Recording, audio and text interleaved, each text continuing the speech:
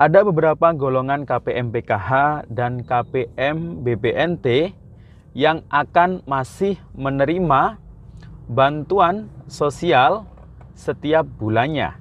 Nah, kira-kira golongan KPM PKH dan KPM BPNT ini yang seperti apa ya, yang masih akan mendapatkan bantuan dari Kementerian Sosial setiap bulannya? Bantuannya dalam bentuk apa dan berapa nominal yang didapatkannya? Simak videonya sampai akhir, jangan kemana-mana, kita intro dulu.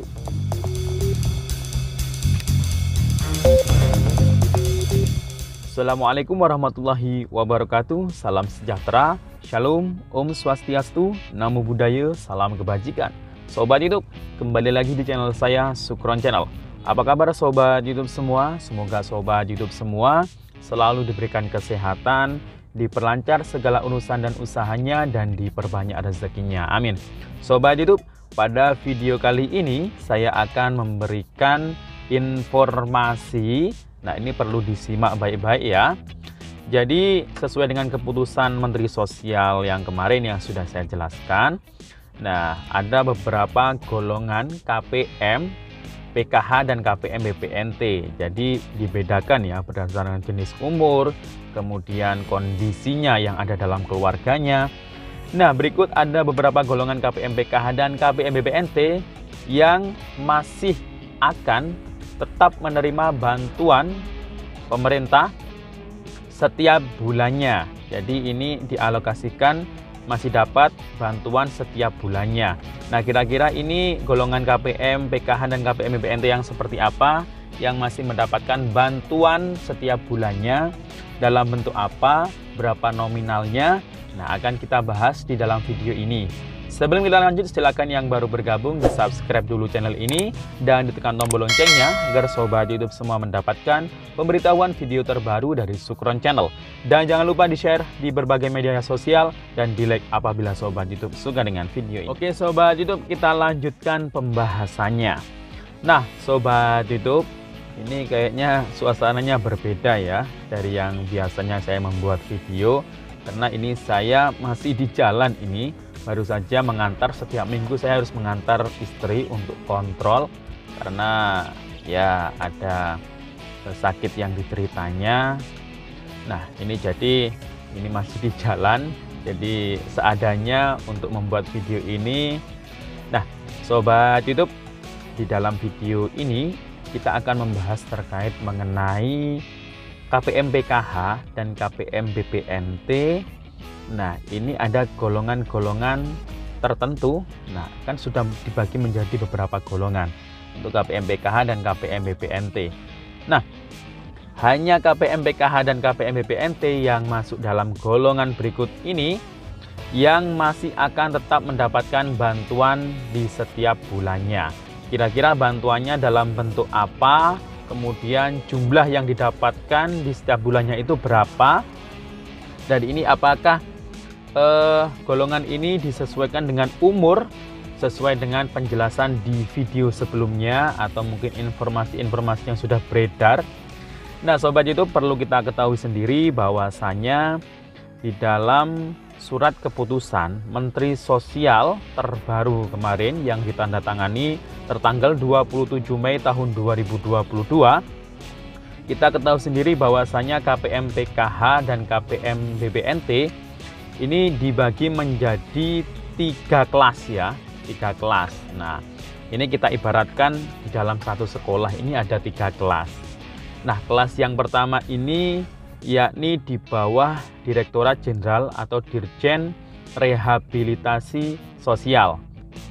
Kemudian kelas yang kedua ini ada di naungan Direktorat Jenderal Jaminan Sosial, Perlindungan Jaminan Sosial kelas 2. Kemudian kelas 3 ini ada di Direktorat Jenderal Pemberdayaan Sosial atau Resos. Nah, dari ketiga kelas ini nanti akan ditugaskan pendamping yang berbeda-beda. Jadi kami dari SDM atau pendamping PKH sendiri kira-kira nanti akan mendampingi yang kelas yang mana ya. Jadi seperti itu ya gambaran sederhananya. Jadi 3 kelas ini nanti bantuannya juga akan berbeda-beda yang didapatkan. Jadi KPM PKH kan jumlah penerimanya se-Indonesia itu ada 10 juta KPM. Kalau KPM BPNT jumlah penerima se-Indonesia itu ada sekitar 18,8 juta. Nah, dari total KPM tersebut dibagi menjadi 3 kelas tadi. Kelas yang pertama tadi yang di bawah Direktorat Jenderal Rehabilitasi Sosial. Nah, ini menangani tentang rehabilitasi ya, direhabilitasi. Kayak mungkin kalau Sobat YouTube mendengar dari info di berita-berita, kata-kata rehabilitasi itu kayak semacam kayak pecandu apa itu direhabilitasi, dibina seperti itu mungkin ya. Jadi yang dimaksud di bawah naungan Direktorat Jenderal Rehabilitasi Sosial ini adalah kelompok KPM, PKH, dan BPNT yang perorangan tanpa keluarga yang meliputi lansia, disabilitas, dan juga anak bukan dalam keluarga. Nah, artinya di dalam satu kakaknya ini hanya 1 orang. Misal lansia kan berdasarkan undang-undang itu adalah 60 tahun usianya. Jadi yang 60 tahun ke atas ini masuk lansia. Jika lansia tersebut dalam satu kakak itu tidak ada keluarganya atau dalam kondisi realnya memang sudah tidak ada keluarga, tidak ada anak, nah maka lansia tersebut masuk dalam Dirjen Rehabilitasi Sosial. Begitu juga dengan disabilitas dan anak bukan dalam keluarga. Nah, ini yang sendiri yang perorangan. Jadi itu ya, jadi bagi KPM PKH dan KPM BPNT yang merasa tidak punya keluarga dalam rumah tangganya, dalam keluarganya, hanya sendiri yang meliputi lansia, disabilitas, atau anak bukan dalam keluarga, nah ini masuk di rehabilitasi sosial.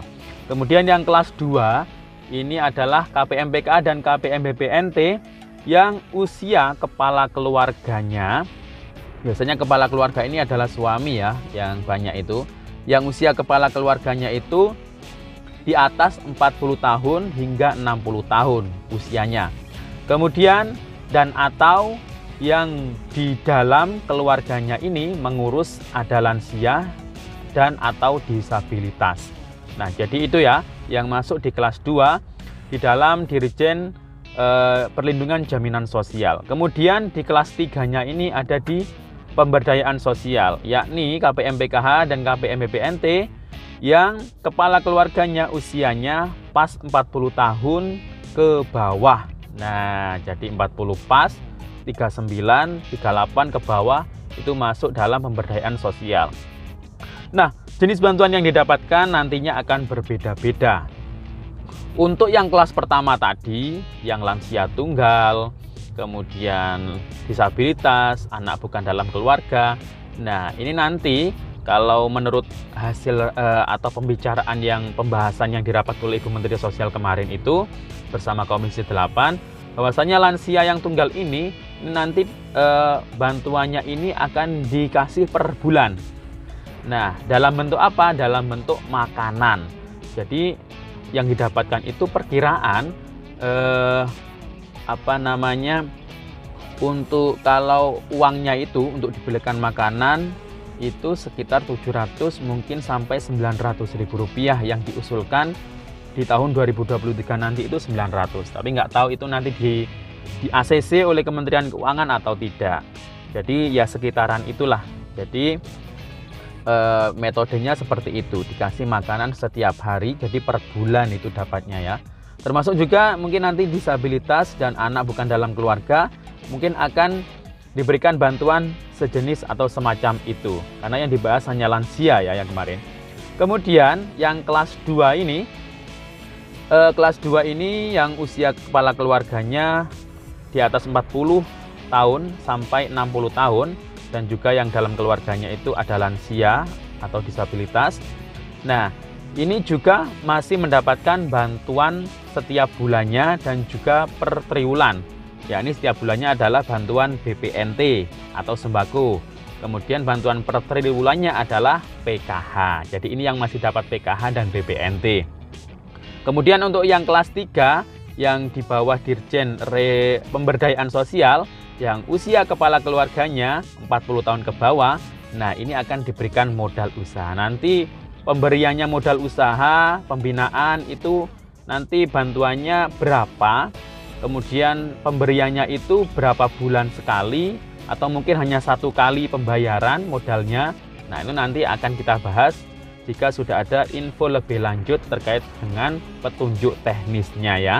Dan di 3 kelas ini pendampingnya berbeda-beda. Nah kami dari pendamping PKH kemungkinan akan mendampingi yang kelas 2 yang masih dapat PKH dan BPNT tersebut.